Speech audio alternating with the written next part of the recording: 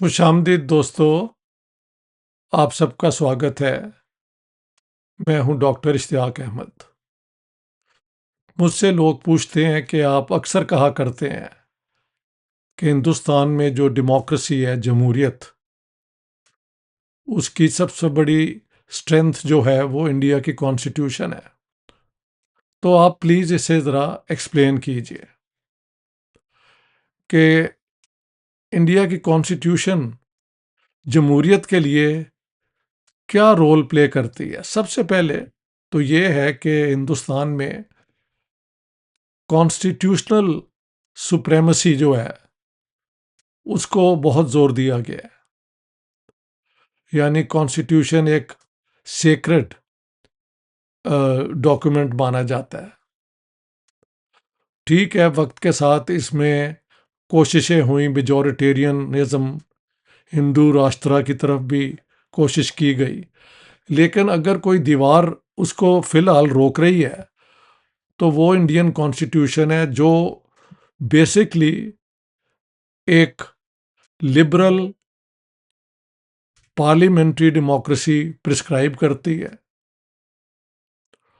और उसके लिए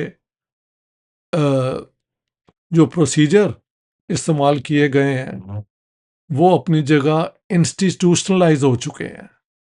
ठीक है, अभी बंगाल के इलेक्शन में, बिहार के इलेक्शन में हम खबरें सुन रहे हैं कि इलेक्टरल ये जो वोटिंग लिस्टें हैं वो आगे पीछे हुई हैं। ये हम सब जानते हैं कि इस किस्म की हरकतें भी इंडिया में हो रही हैं, लेकिन बीजेपी ये तीसरी दफ़ा जब इलेक्ट होके आई, उसकी जो मेजॉरिटी है वो कम होती गई, लेकिन फिलहाल इलेक्शन जीत के आए हैं। तो ये एक बहुत बड़ी स्ट्रेंथ है इंडियन डेमोक्रेसी की।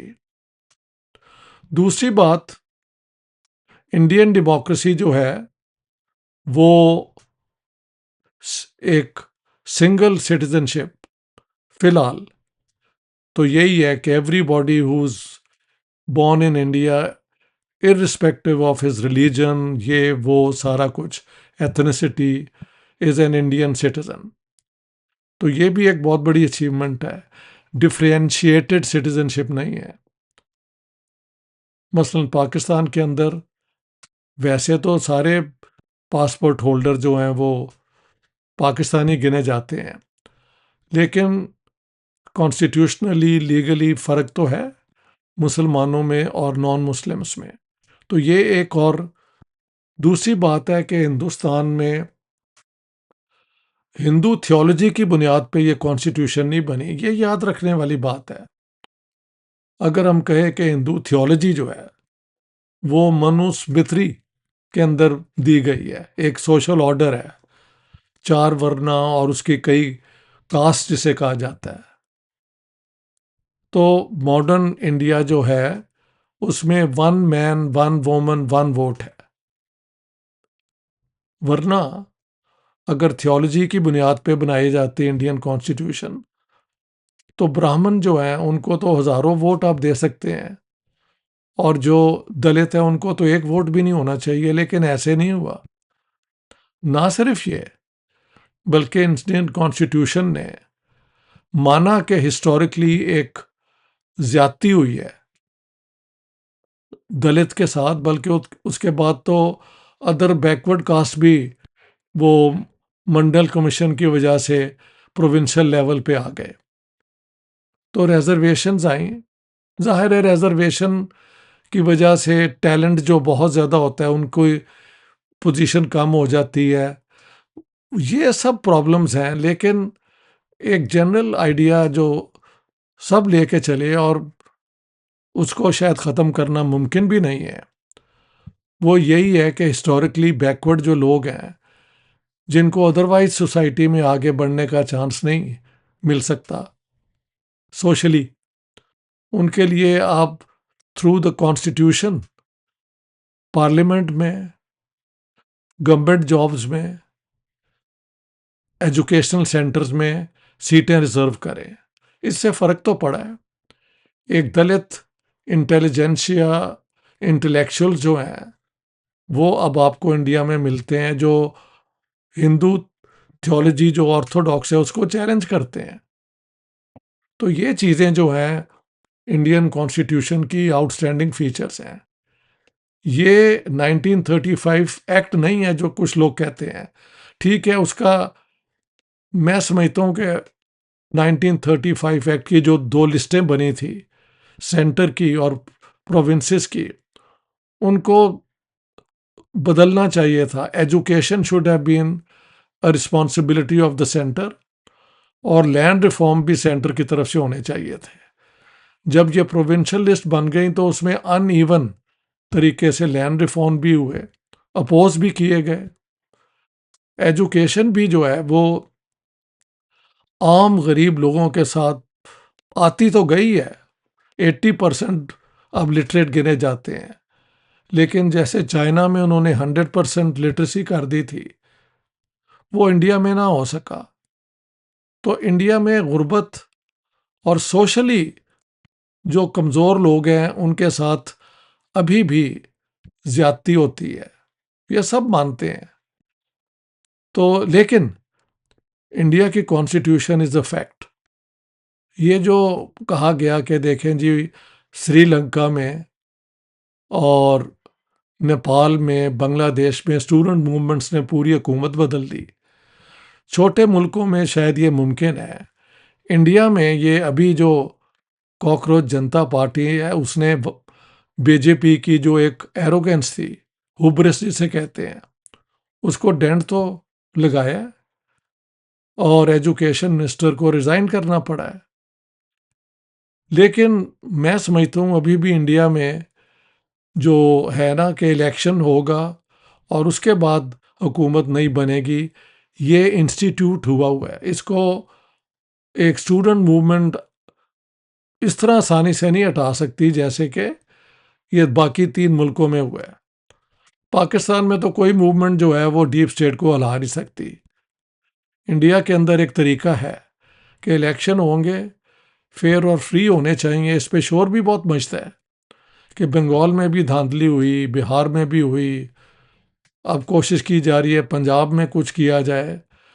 वो पॉलिटिकल मैनूवरिंग जो है वो भी मुझे पूरी समझ आती है, लेकिन यहाँ बात हो रही है कि इंडियन कॉन्स्टिट्यूशन की वजह से एक तो इंडिया में पावर की कंसंट्रेशन को उन्होंने वो चेक्स एंड बैलेंसेस के जरिए डिस्ट्रीब्यूट किया है। पार्लियामेंट जो है वो अपनी जगह पे, लोअर हाउस उनका और अपर हाउस दोनों इफेक्टिवली डिबेट करते हैं। हम उनके डिबेट कभी कभी मैं सुनता हूँ और खुल के हुकूमत के खिलाफ बात हो रही होती है। पाकिस्तान में इसका तो चांस ही कोई नहीं है। So all this for a political scientist, these are important achievements of the Indian constitution, कि उन्होंने इंडिया को अभी तक हिंदू राष्ट्र रोकने में अगर कोई रोल प्ले किया है तो वो कॉन्स्टिट्यूशन का सेकुलर होना जो है। ठीक है, सेकुलर और सोशलिस्ट अल्फाज जो हैं ये 1976 में आ गए, लेकिन जो उसके फंडामेंटल राइट्स थे, डायरेक्टिव प्रिंसिपल्स थे, वो सारे जो हैं एक लीगल कॉन्स्टिट्यूशनल अपॉर्चुनिटी देते हैं कि आपके अगर राइट्स वायलेट हो रहे हो तो आप कोर्ट्स के जरिए उनको डिफेंड कर सकें। इंडियन वो चीफ जस्टिस ने जो बयान दिया बड़ा नॉनसेंसिकल था, कॉकरोचेज हैं, ये है वो है। बाद में एक्सप्लेनेशन भी आ गई कि I didn't mean this, I meant this. ये इस किस्म के अल्फाज जब मुंह से निकल जाते हैं तो वापस लाना मुश्किल हो जाता है। लेकिन इंडिया में कम से कम ये डिस्कशन तो होती रहती है। और इंडियन जो इकॉनमी है उसके मसाइल भी लोग हम सुनते रहते हैं कि हुकूमत के क्लेम्स कुछ है, हकीकत कुछ है। लेकिन जब तक एक ओपन सोसाइटी होगी और हुकूमत चाहे मीडिया को कंट्रोल भी कर ले, फिर भी आवाज़ें वहाँ पे उठती रहती हैं। तो ये हिंदुस्तान की ग्रेट स्ट्रेंथ है कि द स्ट्रगल फॉर डेमोक्रेसी और द प्रेजेंस ऑफ डेमोक्रेसी जो है, इसके लिए जो एक स्ट्रगल है, वो इट्स नॉट, लोगों ने गिव अप नहीं कर दिया, देर इज नो डिस्पॉन्डेंसी। ये मेजॉरिटेरियनिज्म, हिंदू नेशनलिज्म को अगर कोई चेक करता है तो इंडिया के अंदर जो हिंदू सेकुलर फोर्सेस हैं वही कर रही हैं ना ज़्यादातर। मुसलमानों के साथ ज्यादती जो होती है वो भी हम सुनते रहते हैं। लिहाजा अगर कोई मुझसे पूछे, मसलन पाकिस्तान के अंदर सेकुलर होना बड़ा मुश्किल है। कहा जाता है जी कि ये पीपीपी और पीएमएलएन और ये तहरीक इंसाफ, ये तो सेकुलर पार्टीज हैं। No, they are moderate Muslim parties. ये सारी कॉन्स्टिट्यूशन के अंदर जो है पाकिस्तान की कि सॉवरेंटी बिलोंग्स टू गॉड को बिलीव करते हैं। इंडियन कॉन्स्टिट्यूशन में sovereignty belongs to people. The laws are based on the activity of the parliament and जो जुडिशियल रिव्यू इंडियन कॉन्स्टिट्यूशन में एग्जिस्ट करता है। इसकी वजह से वहाँ पे ये एक डिस्कशन होती रहती है। और प्रोग्रेसिव लॉज भी बहुत आए हैं इंडिया के अंदर, एक हद तक इम्प्लीमेंट भी हुए हैं। तो ये फ़र्क है हिंदुस्तान का, क्योंकि उसके पीछे पूरा एक 40-50 साल का फ्रीडम स्ट्रगल है। उसमें 1928 की मोतीलाल नेहरू रिपोर्ट की रिकमेंडेशंस हैं। उसमें 1931 की कराची में जो फंडामेंटल राइट्स की डिस्कशंस हुई उसकी प्रेजेंस है। उसमें 1932 की पूना पैक्ट जो हुआ डॉक्टर अंबेडकर और महात्मा गांधी का, उसका भी असर है। ठीक है, 1931 में कांग्रेस पार्टी को एक ये भी मानना पड़ा कि जो माइनॉरिटीज़ हैं उनकी पर्सनल लॉ को टच नहीं किया जाएगा। उसके ऊपर इंडिया में एक बहस है कि एक यूनिफॉर्म सिविल कोड होनी चाहिए, और मैं उसके हक में हूँ। But it should not be used as a weapon against minorities, any minority. सबकी फिर एक जैसे राइट्स हो जाएं, औरतों के, मर्दों के, इररिस्पेक्टिव ऑफ देयर रिलीजन। तो वो अगर होगा तो वो एक प्रोग्रेसिव स्टेप होगा, एक हथियार के तौर पे नहीं इस्तेमाल होना चाहिए। इंडिया में इस किस्म की हरकतें होती रही हैं और हो रही हैं, लेकिन इसके खिलाफ हम देखते हैं कि ये जो है कॉकरोच जनता पार्टी आई और कितने लाखों स्टूडेंट्स आए, और कितने वहाँ के जो एनलाइटेंड लोग हैं वहाँ पे आके उन्होंने बयान दिए। काश हम पाकिस्तान में भी इस तरह चैलेंज कर सकते, लेकिन देर इज़ नो पॉसिबिलिटी। वो जो है जर्नलिस्ट गायब हो जाते हैं। सोशल मीडिया पे आप अगर कोई बात ऐसी करें, as far as I know, उनके साथ भी ज्यादती होती है। पाकिस्तान के कश्मीर के अंदर जो रेजिस्टेंस मूवमेंट है वो अब आपके सामने ही है। उन पे गोलियां चलाई गई हैं, लोग मारे गए हैं। So that is there. Balochistan का इशू भी आपके सामने है। तो as compare to this, India अपनी कॉन्स्टिट्यूशन के साथ ही अपनी डेमोक्रेसी है। कश्मीर के अंदर अगर इंडियन फौज भी है तो वहाँ पे इलेक्शन भी होते हैं, और वहाँ पे एक मूवमेंट भी है कि कश्मीर की जो आइडेंटिटी एज अ स्टेट है वो रिस्टोर की जाए। तो what I am saying is कि इंडिया के अंदर ये बहस चलती रहती है और इस पे खुल के बातें भी होती हैं।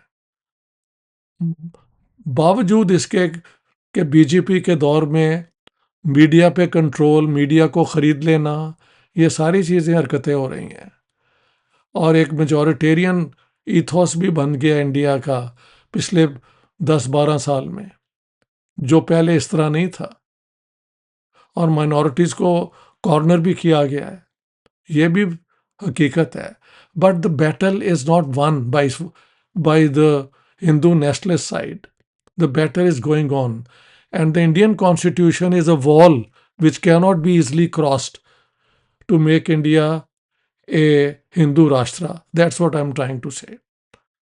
Thank you very much, friends. That is why I think the Indian Constitution has been a great achievement for democracy and for the supremacy of the will of the people. दोस्तों प्लीज़ आप मेरी videos को subscribe भी किया करें मेरे YouTube channel को। आप लोगों की मदद से ही मेरा पैगाम ज़्यादा लोगों तक फैल सकता है। बहुत बहुत शुक्रिया। Thank you.